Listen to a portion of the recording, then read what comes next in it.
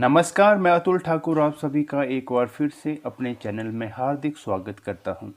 आज की इस वीडियो में हम करेंगे हिंदी साहित्य में अध्यायवार सॉल्व पेपर रीतिकाल भाग 7, जिसमें कि हमारे टॉप 25 बहुविकल्पीय प्रश्न रहेंगे, जो कि LT, TGT, PGT Hindi, assistant professor, UGC, net set, JRF, NBS, KVS, diet, GIC, GDC, ETC सभी परीक्षाओं के लिए उपयोगी सिद्ध होगी।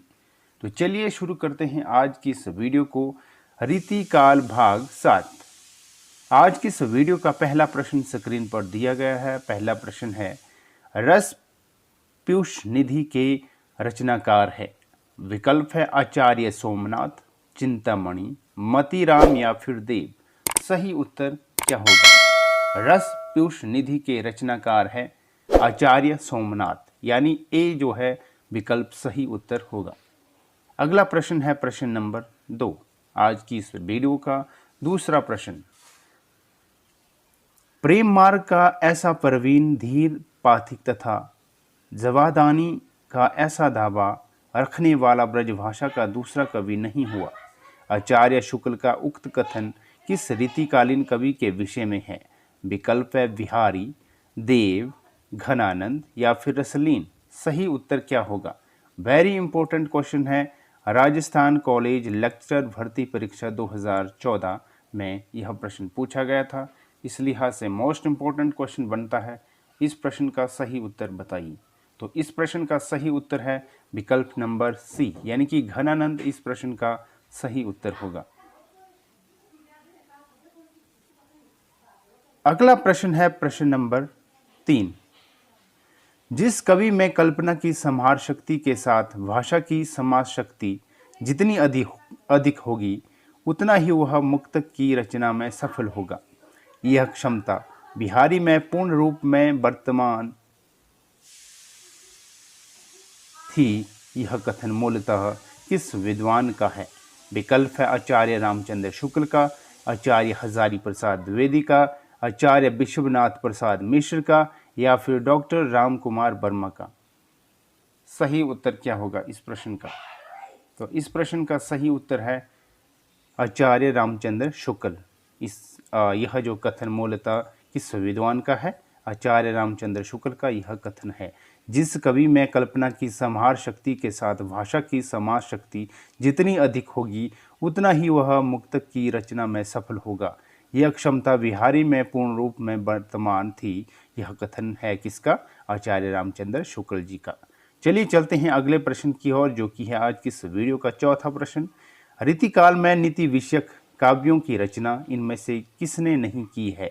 विकल्प है वरिंद, गिरिधर कविराय, नागरीदास या फिर दीनदयाल। सही उत्तर क्या होगा? वेरी इंपॉर्टेंट क्वेश्चन है। राजस्थान कॉलेज लेक्चरर भर्ती परीक्षा 2014 की परीक्षा में यह प्रश्न जो है पूछा गया था। तो बताइए सही उत्तर क्या होगा? रीतिकाल में नीति विषयक काव्यों की रचना इनमें से किसने नहीं की है? तो इसका सही उत्तर है नागरीदास ने जो है रीतिकाल में नीति विषयक काव्यों की रचना नहीं की है। किसने नहीं की है? नागरीदास ने। सी सही उत्तर होगा। अगला प्रश्न है प्रश्न नंबर 5। प्रश्न नंबर 5 है, निम्नलिखित में से कौन सी विशेषता रीतिमुक्त काव्य स्वच्छंदतावादी काव्य की मुख्य विशेषता जो है नहीं है? विकल्प है भावावेग का उछल प्रवाह, व्यक्ति परकता, सब प्रकार की रूढ़ियों से मुक्ति या फिर शैल्पिक चमत्कार प्रदर्शन। क्या होगा सही उत्तर? तो इसका सही उत्तर है विकल्प नंबर डी, यानी कि शैल्पिक चमत्कार प्रदर्शन जो है इस प्रश्न का सही उत्तर होगा। अगला प्रश्न है प्रश्न नंबर 6।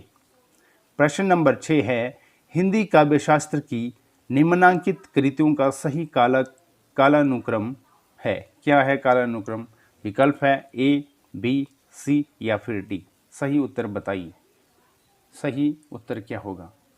तो इसका सही उत्तर है विकल्प नंबर बी, यानी कि सबसे पहले होगा रसिक प्रिय, उसके बाद आएगा कविकुल कल्पत्रु, उसके बाद आएगा रस रहस्य और अंत में आएगा काव्य निर्णय। ये जो है इस प्रश्न का सही उत्तर है, यानी बी सही उत्तर है। अगला प्रश्न है प्रश्न नंबर 7। प्रश्न नंबर 7 है, निम्नलिखित लक्षण ग्रंथों को उनके आचार्यों के साथ सुमेलित कीजिए। सुमेलित करना है सूची 1 को सूची 2 के साथ। तो क्या होगा इसका उत्तर? सबसे पहले आता है यहाँ पे कवि कल्पत्रु। कवि कल्पत्रु का होगा यहाँ पे चिंतामणि। ललित ललाम का होगा मतिराम। भाव विलास का होगा जो है देव। और काव्य निर्णय का होगा भिखारी दास। ये इसका उत्तर रहेगा। यहाँ पे हमने आंसर भी यहाँ पे टाइप किया हुआ है, तो आप इसको मैच कर सकते हैं। तो ये उसका आंसर निकल कर आता है। अगला प्रश्न है प्रश्न नंबर 8। एक बार फिर से जो है मिलान करने के लिए प्रश्न पूछा गया है। प्रश्न नंबर 8, निम्नलिखित काव्य ग्रंथों को उनके कवियों के साथ सुमेलित कीजिए। सूची 1 को सूची 2 के साथ जो है सुमेलित करना है, यानी कि काव्य ग्रंथों को कवियों के साथ सुमेलित करना है। तो काव्य ग्रंथ पहला कौन सा है? गंगा लहरी। गंगा लहरी का यहाँ पे जो कवि कौन रहेगा? तो ये रहेंगे पद्माकर। इश्कनामा का क्या होगा? इश्कनामा का होगा बोधा। बिरह लीला का क्या होगा? बिरह लीला का रहेगा घनानंद। और शिवा बावनी का क्या रहेगा? शिवा बावनी का होगा भूषण। इस तरह से इसका जो है उत्तर निकल कर आएगा। अगला प्रश्न है प्रश्न नंबर 9। प्रश्न नंबर 9 है, इनमें से किस विकल्प के सभी ग्रंथ लक्षण ग्रंथ है? विकल्प दिए गए हैं A, B, C या फिर D। सही उत्तर क्या होगा? इनमें से किस विकल्प के सभी ग्रंथ लक्षण ग्रंथ है? तो इसका उत्तर होगा विकल्प नंबर बी, यानी कि सबसे पहले होगा भाषा भूषण, उसके बाद आएगा ललित ललाम, उसके बाद होगा कवि कल्पत्रु और अंत में आएगा काव्य रसायन। ये जो इसका उत्तर रहेगा, यानी कि बी सही उत्तर होगा। अगला प्रश्न है प्रश्न नंबर 10। प्रश्न नंबर 10 है, नीचे दी गई रचनाओं के आधार पर उत्तर दीजिए। पहला है अष्टयाम, दूसरा है अलंकार माला, तीसरा है राग रत्नाकर और चौथा है अंग दर्पण। किस विकल्प की सभी रचनाएं देव की नहीं है? यह प्रश्न पूछा गया है। तो इसमें विकल्प दिए गए हैं पहले का पहला और दूसरा, दूसरे का दिया है दूसरा और तीसरा, तीसरे का दिया है तीसरा और चौथा, और चौथे का दिया है दूसरा और चौथा। तो सही उत्तर क्या होगा इस प्रश्न का? नीचे दी गई रचनाओं के आधार पर उत्तर दीजिए। तो इस प्रश्न का सही उत्तर रहेगा विकल्प नंबर डी, यानी कि दूसरा और चौथा। दूसरा क्या है? अलंकार माला, और चौथा क्या है? अंग दर्पण। ये जो है सही उत्तर रहेगा। नीचे दी गई रचनाओं के आधार पर उत्तर दीजिए। दूसरा और चौथा, अलंकार माला और अंग दर्पण, ये जो है सही उत्तर है डी। अगला प्रश्न है प्रश्न नंबर 11। प्रश्न नंबर 11 है, किसी कवि का यश उसकी रचनाओं के परिणाम के हिसाब से नहीं होता है, बल्कि गुण के हिसाब से होता है। शुक्ल जी का यह कथन किस रीतिकालीन कवि के संबंध में है? विकल्प है सेनापति के संबंध में, पद्माकर के संबंध में, बिहारी के संबंध में या फिर भूषण के संबंध में। क्या होगा सही उत्तर? तो इस प्रश्न का सही उत्तर रहेगा बिहारी के संबंध में जो है, ये इसका उत्तर रहेगा। अगला प्रश्न है प्रश्न नंबर 12। प्रश्न नंबर 12 है, जन्म काल के अनुसार इन कवियों का सही कालानुक्रम है। विकल्प है A, B, C या फिर D। सही उत्तर बताइए। जन्म काल के अनुसार इन कवियों का सही कालानुक्रम है। जन्म काल के अनुसार जो है बताना है कालानुक्रम। तो सही उत्तर होगा इसका विकल्प नंबर बी, यानी सबसे पहले कालानुक्रम के हिसाब से आएगा केशव, केशव के बाद आएंगे चिंतामणि, चिंतामणि के बाद आएगा देव, देव के बाद आएगा पद्माकर। तो इस तरह से इसका उत्तर होगा, यानी कि बी सही उत्तर होगा। अगला प्रश्न है प्रश्न नंबर 13। प्रश्न नंबर 13 है, स्थापना ए, इस काल को रीतिकाल कहने में किसी प्रकार का अव्यक्ति दोष न होगा। तर्क आर है, क्योंकि प्रत्येक कवि द्वारा इसमें श्रृंगार को न्यूनाधिक रूप से ग्रहण किया जाना भी तो एक विशेष प्रकार की रीति ही है। तो यहाँ विकल्प दिए गए हैं। ए का होगा ए और आर दोनों सही है, बी का होगा ए और आर दोनों गलत है, सी का होगा ए और आर जो है गलत, और डी का होगा ए गलत जो है आर सही। सही उत्तर क्या होगा?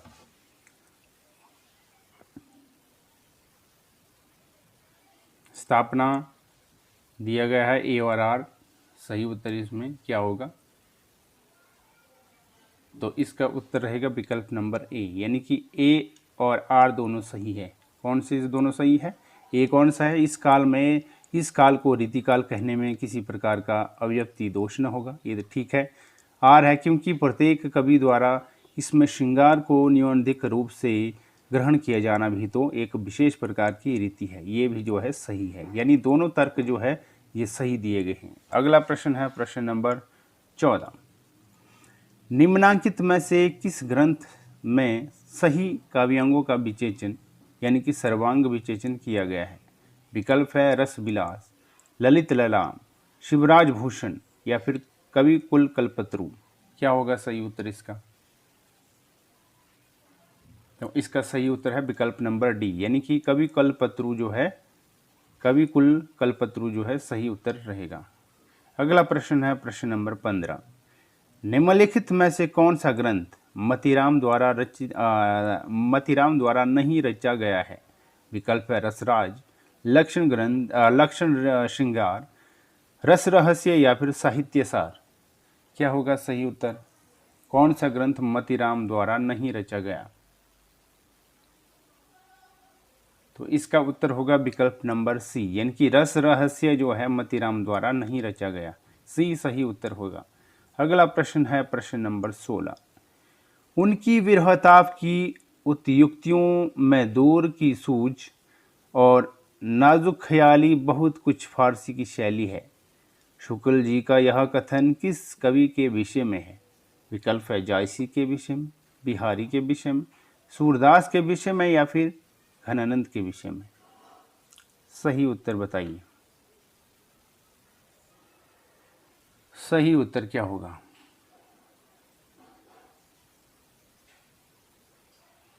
तो इस प्रश्न का सही उत्तर है विकल्प नंबर बी, यानी बिहारी के विषय में यह जो है कथन है शुक्ल जी का।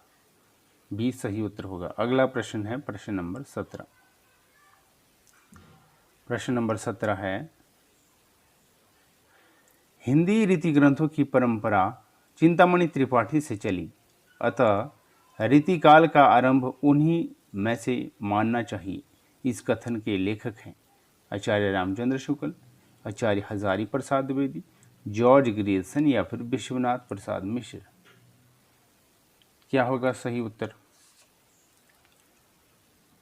उनकी विरहता क्या बोलते हैं, हिंदी रीति ग्रंथों की परंपरा चिंतामणि त्रिपाठी से चली, अतः रीतिकाल का आरंभ उन्हीं से मानना चाहिए। इस कथन के लेखक हैं कौन है? तो सही उत्तर है आचार्य रामचंद्र शुक्ल। इस प्रश्न का सही उत्तर है। अगला प्रश्न है प्रश्न नंबर 18।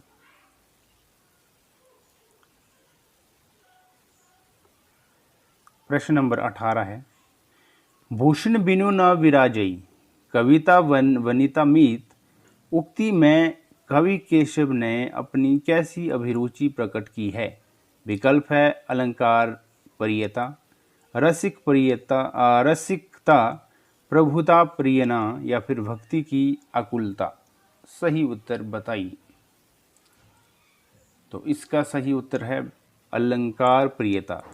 भूषण बिनु न विराजई कविता वनिता मीत उक्ति में कवि केशव ने अपनी कैसी अभिरुचि प्रकट की है? अलंकार प्रियता की अभिरुचि जो है प्रकट की है। ये सही उत्तर होगा। अगला प्रश्न है प्रश्न नंबर 19। महाराज जसवंत सिंह के द्वारा रचित लक्षण ग्रंथ का नाम है? क्या है? भाषा भूषण है, अलंकार रत्नाकर है, भूषण चंद्रिका है या फिर आनंद विलास है। क्या होगा सही उत्तर? तो इस प्रश्न का सही उत्तर होगा जो है भाषा भूषण। महाराज जसवंत सिंह के द्वारा रचित लक्षण ग्रंथ का नाम है भाषा भूषण। अगला प्रश्न है प्रश्न नंबर 20। अली कली सो वंधियों आगे कौन हवाल उक्ति में कवि बिहारी का कौन सा रूप प्रकट हुआ है? दार्शनिक रूप, प्रवचनकार्ता रूप, उद्बोधक रूप या फिर नीतिकार रूप। सही उत्तर क्या होगा? तो इसका सही उत्तर है विकल्प नंबर सी, यानी कि उद्बोधक रूप जो है सही उत्तर होगा। अगला प्रश्न है प्रश्न नंबर 21। जयपुर नरेश जगत सिंह के आश्रय में रहते हुए पद्माकर ने कौन सा लक्षण ग्रंथ लिखा था? विकल्प है जगत विनोद, राम रसायन, हिम्मत बहादुर या फिर प्रबोध पचासा। क्या होगा सही उत्तर इसका? तो इसका सही उत्तर होगा विकल्प नंबर ए, यानी कि जगत विनोद जो है इस प्रश्न का सही उत्तर होगा। जयपुर नरेश जगत सिंह के आश्रय में रहते हुए पद्माकर ने जो है जगत विनोद लक्षण ग्रंथ लिखा था। अगला प्रश्न है प्रश्न नंबर 22। आचार्य रामचंद्र शुक्ल ने पद्माकर की भावमूर्ति विधायिनी कल्पना की प्रशंसा क्यों की है? विकल्प है भाषा की ललित पदावली के कारण, लाक्षणिक शब्दों की छठा के कारण, सुंदर कोमल भाव तरंग के कारण या फिर इन तीनों गुणों से युक्त शैली के कारण। क्या होगा सही उत्तर इसका? तो इसका सही उत्तर होगा विकल्प नंबर डी, यानी कि इन तीनों गुणों से युक्त शैली के कारण रामचंद्र शुक्ल ने पद्माकर की भावमूर्ति विधानी कल्पना की प्रशंसा जो है इन तीनों गुणों से युक्त शैली के कारण की। ए डी सही उत्तर होगा। अगला प्रश्न है प्रश्न नंबर 23। निम्नलिखित में से कौन सी रचना घनानंद की नहीं है? विकल्प है इश्कलता, सुजान हित, वियोग वैली या फिर रस विलास। तो इसका सही उत्तर होगा विकल्प नंबर डी, यानी कि रस विलास सही उत्तर होगा। कौन सी रचना घनानंद की नहीं है? रस विलास रचना घनानंद की नहीं है। अगला प्रश्न है प्रश्न नंबर 24। आज के इस वीडियो का सेकंड लास्ट प्रश्न है। निकी दनी अनाकनी फीकी परी गुहारी, तजियो मनो तारन बिरदू, वारक बारनू तारी, बिहारी के इस दोहे में व्यक्त भाव है क्या है? विकल्प है श्रृंगार, नीति, भक्ति या फिर प्रकृति चित्रण। तो इस प्रश्न का सही उत्तर है विकल्प नंबर सी, यानी कि भक्ति इस प्रश्न का सही उत्तर होगा। निकी दनी अनाकनी फीकी परी गुहारी, तजियो मनो तारन बिरदू, बारक बारनू तारी, बिहारी के इस दोहे में व्यक्त भाव क्या है? भक्ति का भाव है, यानी सी सही उत्तर होगा। आज के इस वीडियो का अंतिम प्रश्न रहता है। कुंदन को रंग फीको लगे, झलके कुंदन को फीको लगे, झलके अति अंगन चाम गुराई, यह पंक्ति है किसकी है? मतीराम की है, बिहारी की है, भूषण की है, देव की है। क्या होगा सही उत्तर? तो इस प्रश्न का सही उत्तर होगा विकल्प नंबर ए, यानी मतीराम की है। कुंदन को रंग फीको लगे, झलके अति अंगन चाम पुराई, यह पंक्ति जो है मतीराम की है, यानी ए सही उत्तर होगा। तो आज की इस वीडियो में हमने जो है हिंदी साहित्य में रीतिकाल भाग 7 को समाप्त किया, जिसमें कि हमारे टॉप 25 बहुविकल्पीय प्रश्न थे, जो कि मोस्ट इम्पोर्टेंट क्वेश्चन थे, और जो कि हमारा जो है रीतिकाल भाग 7 आज जो है कंप्लीट हो चुका है। और अब मिलेंगे हम नेक्स्ट पार्ट में, जो कि हमारा रहेगा रीतिकाल भाग 8, जो कि हमारी आने वाली वीडियो होगी। उसमें हम इससे आगे के प्रश्नों को जो है सॉल्व करेंगे, जो कि जो है नए प्रश्न रहेंगे। तो मिलते हैं अगले रीतिकाल भाग 8 में। तब तक के लिए दीजिए इजाज़त। धन्यवाद।